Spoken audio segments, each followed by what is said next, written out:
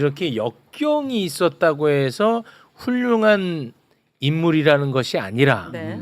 역경도 있었고 역경도 극복했지만 실제 정치인으로 매우 위대하고 훌륭했다라는 얘기도 오늘은 짧게라도 해야 될 것 같아요. 성과까지, 예, 네. 그거를 좀 짧게나마 네. 정리를 해주시죠. 그러니까 사실 그때 이제 그 사형 선고를 받았으면은 어떻게 보면 우리가 김대중 대통령을 못 만나게 되는데 이게 이제 무기로 나중에 20년으로 그다음에 이제 미국 추방으로 연결이 됩니다. 그렇다면은 신군부가 그걸 자의적으로 했을 가능성은 없는 거고요. 결국 국제적인 압박이 있었다라고밖에 그렇죠. 볼 수가 없습니다. 네. 당시 이제 레이건 정부조차도 이 한국의 김대중은 지켜야 된다.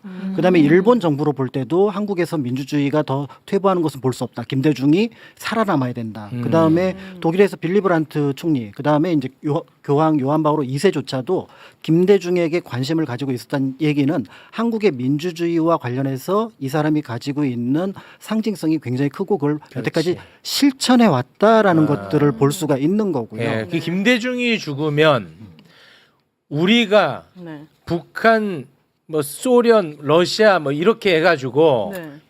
이제 미국의 적대 국가로 남을까봐 그게 두려웠나 보군요. 그렇습니다. 그러니까 이제 한국에서 어떻게 보면 권위주의 정부가 계속 갔을 때 그 생명력이 유지가 될 수 있겠느냐라는 것들이 될 수 있으니까 결국은 당시만 하더라도 냉전 체제 속에서 한국이 자유주의 체제로 남아서 건강하게 존재하는 것이 굉장히 중요했는데 네. 그 전제 조건의 하나가 민주주의 인사, 그 중에 가장 대표적인 인물이 김대중이라고 보았기 때문에 네. 이 압박을 통해서 결국은 미국으로 이제 추방을 하면서 어쨌든 생명을 유지할 수 있게 되고요. 네. 이 이후에 이제 정치적인 행보들은 이제 널리 알려진 것처럼 이제 계속해서 이제 정치적 접촉을 하고 그다음에 이제 신군부가 이제 6.29 선언을 통해서 일정 부분 그 물러나게 되면서 사면을 받게 됩니다. 네. 그러면서 이제 우리가 알고 있는 정치 일선에 복귀를 하게 되는데요. 물론 실수한 부분들도 있습니다. 대표적으로 이제 87년 선거에서 우리가 알고 있는 것처럼 표가 갈라지게 되죠. 민주주의에서 네. 김영삼, 김대중으로 갈라지게 되었던 노태우가 부분들. 되지. 그래서 이제 노태우가 됐던 부분들이 있기도 해서 정치적인 아무리 그렇다고 해서 노태우를 찍을 수는 없죠. 그 오빠 찍었어요?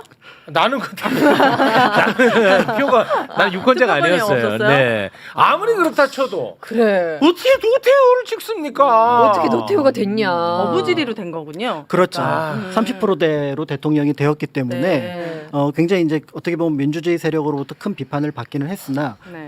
그 이후에 이제 우리가 알고 있는 김영삼 그다음에 김대중으로 이어지는 그러니까 군사 정부를 종식시키는데 김영삼이 큰 역할을 했다면 네. 그것을 이제 평화적인 정권 교체, 수평적인 정권 교체가 이때 처음으로 일어납니다.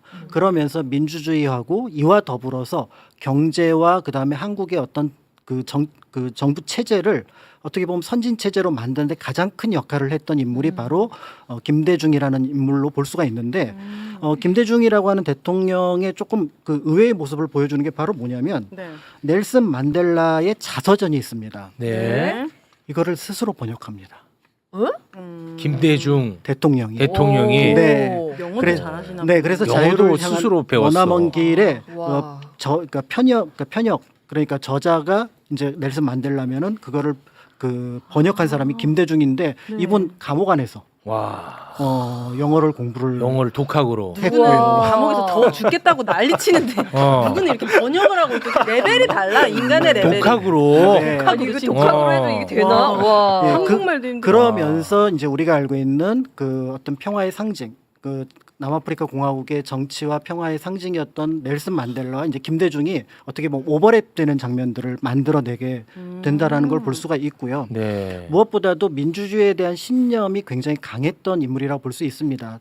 당시 지금도 마찬가지지만 싱가포르이 이제 선진국이었기 때문에 싱가포르이 아시아의 어떻게 보면은 민주주의의 모델이었습니다. 그런데 그 당시 싱가포르 수상이었던 리콴유 수상 같은 경우가 한국의 아시아의 민주주의는 서구의 민주주의와 다르다. 서구의 민주주의를 그대로 이식시키기에는 어떻게 보면 산업화라든지 문화적인 차원에서 좀 차이가 있기 때문에 그대로 적용할 수 없다라는 것들을 학술 저널에 실게 됩니다. 그런데 여기에 대해서 김대중 대통령이 바로 몇 달 뒤에 반박 그 저널을 이제 그 논문을 실게 되는데요. 네. 그 내용을 보게 되면은 사실은 아시아에도 민주주의에 대한 어떤 그 여러 가지 그 자원들이 있었다. 한국만 하더라도 뭐 맹자, 그다음에 동학 이런 것들이 있었기 때문에 민주주의의 사상은 이미 여러 부분에 얘기가 되었었고, 그리고 무엇보다도 아시아 경제의 성과로 인해서 민주주의가 가려졌을 뿐 민주주의는 계속해서 지속하고 있었다. 그렇기 때문에 사실은 아시아에서도 민주주의가 확산돼야 되고, 이것에 대해서 아시아의 소수 민주주의 지도자가 노력하고 더 나아가서 세계적인 지원이 이루어진다면은 아시아도 민주주의의 어떤 요람이 될 수 있을 거다라고 했고, 그거를 한국에 실현시키려고 네. 했던 거죠. 네. 민주주의. 그리고 그 지식혁명 요 부분만 네. 좀 더 다뤄볼까요? 네.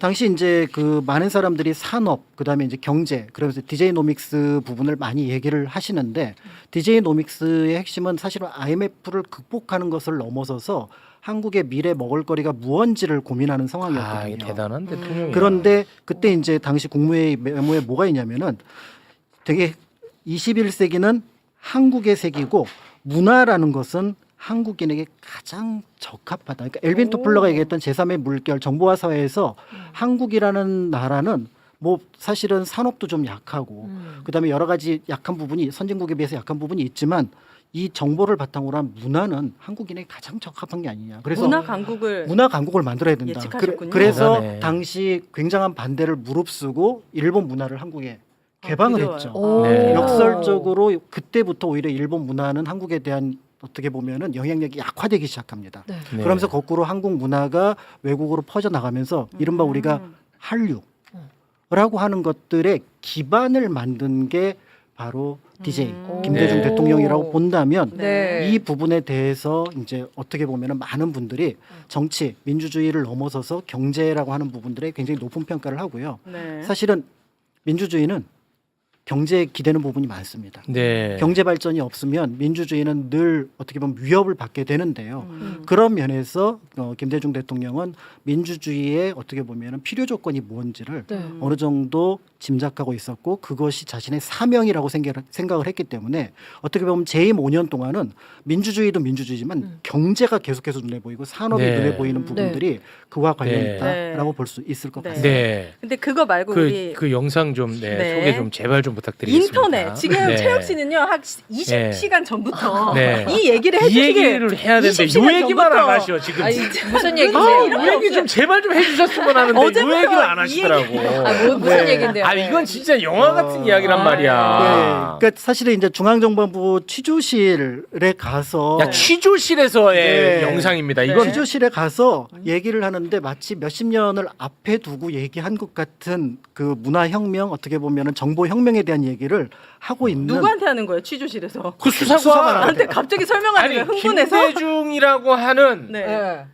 네. 정치인을 중앙정부 그 얼마나 무서웠는지 알아? 그때 남산 끌고 간다고 하면 81 오줌 쌌다고 오줌 네, 싸. 무섭죠. 81년에 중정에서 조사를 받고 있는 거야. 네. 거기서 갑자기 50년 뒤 이야기를 하는 거야. 네. 이거는 진짜 천재입니다. 우와. 네. 영상이 있죠. 그래요? 예, 이 천재야, 천재. 이거는 진짜 네. 우리 FM 코리아 너네들 봐야 된다. 이준석이 천재가 아니고 이 답답한 놈들아. 아, 빨리 보자, 빨리. 자, 81년의 네. DJ의 모습입니다. 학자들이 무슨 연구하는데 책 찾고 도서관 가고 할 필요가 없대요. 그런데 이제 조금만 있으면 어떻게 되냐면 가정마다 텔레비전 세트 같이 그런 세트를 나가지고 본부가 있어요. 전화국 본부 있듯이 있었고 여기서 그 세트 앞에서 세종대왕이 몇 해에 돌아가셨지? 그러면 거기서 몇 해요? 하고 말도 대답해요. 우와. 이런 시대가 돼요. 우리도 그 전자 그 영향을 받게 되고 우리도 빨리 그런 전자 그것이 도입돼야 되고 우리도 그것을 개량할 수 있는 기술을 가져야 하게 돼요. 그런데 우리나라 지금 사람들이 미국에 가서 많이 공부하고 있잖아요. 그거 끌어오고 뭐하고 하면 우리도 미국과 동시는 못 하더라도 한 10년 차이 두고 따라갈 수가 있어요. 그러려면 우리나라 정치가 안정이 돼야 돼요. 거의 우와. 수사관의 이게 교육시켜. 지금 아, 이거- 81년도야.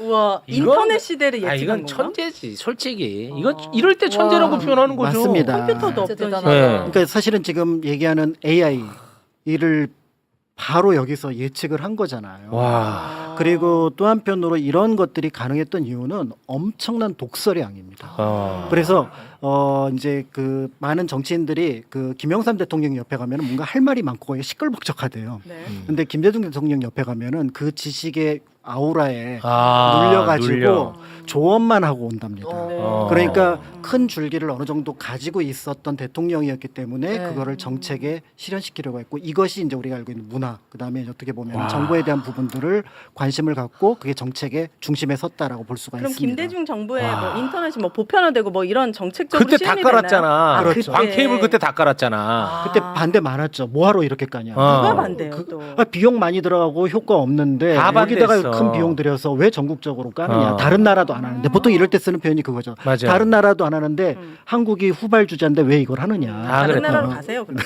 네. 너네 아버지도 아마 반대했을 거야. 아, 이렇게 선견지명이 뛰어나신 와, 분이군요. 천재. 그냥 진짜 그야말로 진짜 대단하다. 천재입니다. 네. 그것도 중정에서 이런 얘기를 하고 있다니까. 저는 개인적으로 이 수사관의 대답도 한번 듣고 싶은데 네. 어땠는지 반응 궁금하긴 별로 합니다. 없잖아요. 무슨 얘기를 하는지 아마 이해 자체가 안 됐을 것 네. 같아요. 네.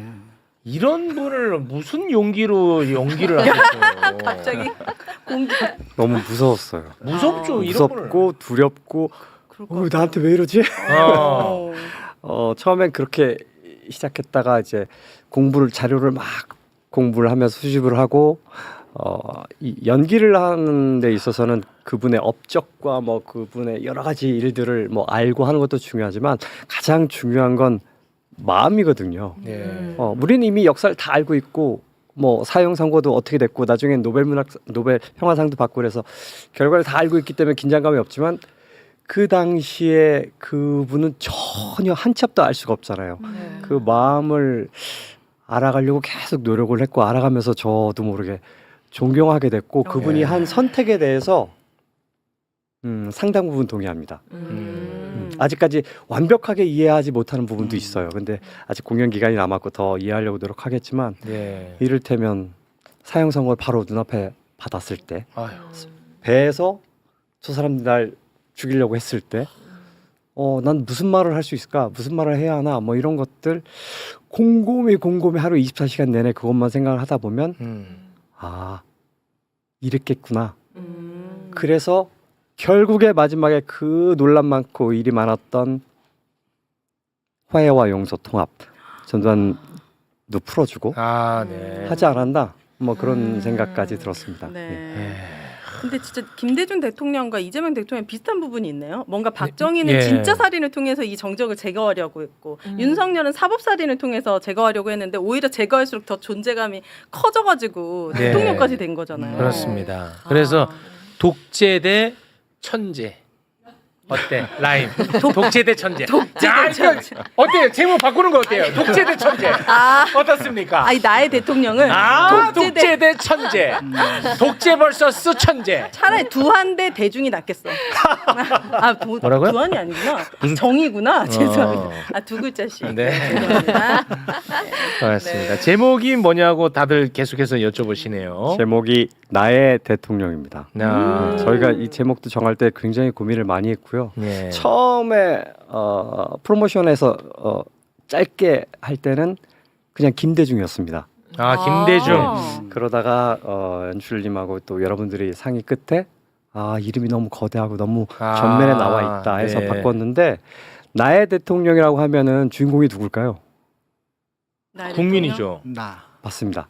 대통령이 아니고 나의 대통령. 네. 여러분들의 대통령 첫 번째 대통령 어떤 분이신지 모르겠지만 바꾸고 보니까 잘한 것 같아요. 아. 김대중 대통령은 해외에서보다 국내에서 오히려 더 저평가돼 저평가된 있어요. 대통령이에요. 대단히 저평가돼 있습니다. 네. 예. 오늘 이렇게 위대하신 분이라는 걸 처음. 근데 저도 처음 이게 알았어요. 이 작품을 하게 된 이유가 저평가돼 있어요. 저희가 생각하는 것보다 일반 국민이 알고 있는 것보다 훨씬 더 저평가돼 있다. 네. 오히려 외국에서 더 잘 알려져 있고 더 높이 평가하고 있다.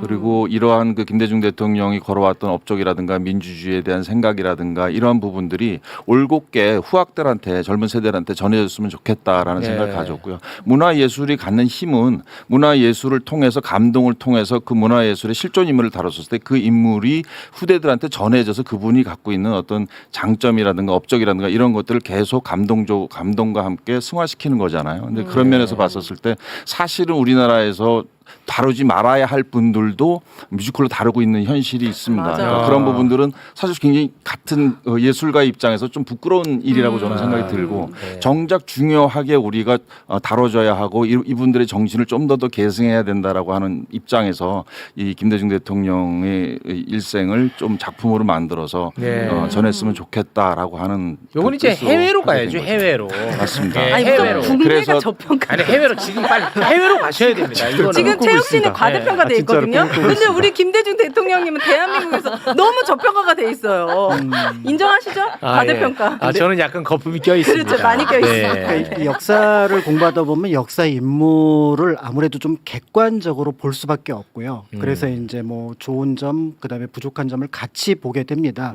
그랬을 때 단점이 뭐냐면 그 사람에게 다가가기가 힘든 부분들이 있어요. 아 네. 그런데 그 역사적 인물을 예술 속에서 만나게 되면은 지식으로 배우는 것과는 조금 더 다른 감정으로 아. 가깝게 다가가게 되고 이제 그 효과라고 한다 그러면 그 시대를 그전에는 대단히 상상하는 게 어렵습니다. 문장으로는. 그런데 이제 맞아요. 예술 속에서는 그 부분들이 다 묘사가 되어 있기 때문에 맞아요. 그 시대의 고민들을 상상하면서 자연스럽게 이제 거기서 그걸 보고 나왔을 때 현재의 모습들을 다시 생각해 보게 되는 힘이 있지 않을까. 그래서 네. 우리가 공부하는 이유가 지식을 채우기 위해서도 하지만 내 삶의 어떤 목표, 어떤 또 지향점을 찾기 위해서인데 맞습니다. 그럴 때 지식과 예술이 좀 이렇게 정반합을 이루게 된다 그러면 네. 굉장히 큰 힘을 발휘할 수 있지 않을까. 그런 면에서 뮤지컬 나의 대통령이 중요한 역할을 할 수 제가 있겠다라는 한 줄로 생각을 요약합니다. 해봅니다. 한 엄마들은 줄로야. 아들 교육, 역사 교육 따로 할 거 없습니다. 네. 현대사 김대중 대통령을 알리고 싶다. 네. 하면은 저거 같이 보러 가면 됩니다. 맞습니다. 그렇습니다. 그러지 않아요? 아, 애들은 또 좋습니다. 이제 그 초등학교 현대사가 다 이상부터는. 들어있습니다. 아, 네. 그렇죠.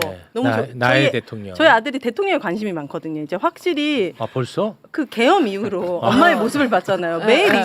그 뉴스를 맨날 보니까 네. 그러다 보니까 정말 요즘 아이들이 역사에 관심이 되게 빨리 생겼어요. 아 그래요? 앞에 호가 붙더라고요. 어. 이재명은 대통령이고 윤석열은 내란수계가 붙어요. 아 벌써. 뉴스에서 계속 많이 나오니까. 야. 그래서 나의 너무 빠른데. 대통령 같이 보러 가면 너무 좋을 것 야, 같아요. 아들이에요? 아들입니다. 야, 아들이 네. 좀 잘 크면 이제 안진걸 되겠네요. 네. 훌륭한 겁니다. 네, 같이 보러 갑니다. 네, 알겠습니다. 자, 시간이 많이 흘렀습니다. 네. 네, 오늘은 여기서 좀 마무리를 지어야 될 것 같습니다. 뮤지컬 예고편 30초짜리 있는데 아, 뭐 영상이 또 있어요? 있지 않아요? 아, 네네, 있습니다. 네. 네. 이 정도 했으면 되지 않을까요? 네, 30초만 지금 할애해 주세요. 다음 출연자분들이 지금 1시간째 기다리는데 아, 그렇구나. 그 30초 잠깐 그럼 볼까요?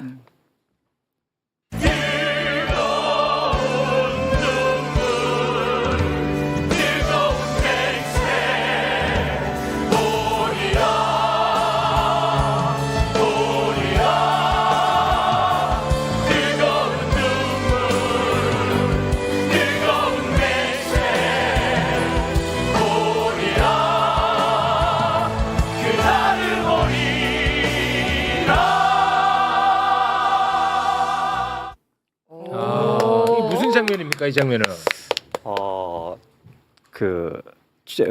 사형 판결을 받고 사형 어. 판결에 앞서 최후 진술을 아, 할 최후 때 진술. 아. 소름이 쫙 돋았어요 저는. 네. 보러 가도록 하겠습니다. 네, 고맙습니다. 네. 말 좀 도와주십시오. 네, 8월 29일부터 10월 네, 26일까지. 티켓 오픈했고요. 네, 많이 관심 네. 가져주시기 바랍니다. 알겠습니다. 윤석열이 지금 땡천 한 푼 없는 게 아니라 이분들이 지금 땡천 한 푼 없습니다. 윤석열 때문에. 네. 아, 김계리 변호사는 이분들 계좌번호 좀 올려주세요. 그래. 이분들이 진짜 땡전 한 푼 없습니다. 네. 자, 그러면 네 분과는 여기서 인사 나누겠습니다. 네 분 대단히 고맙습니다. 감사합니다.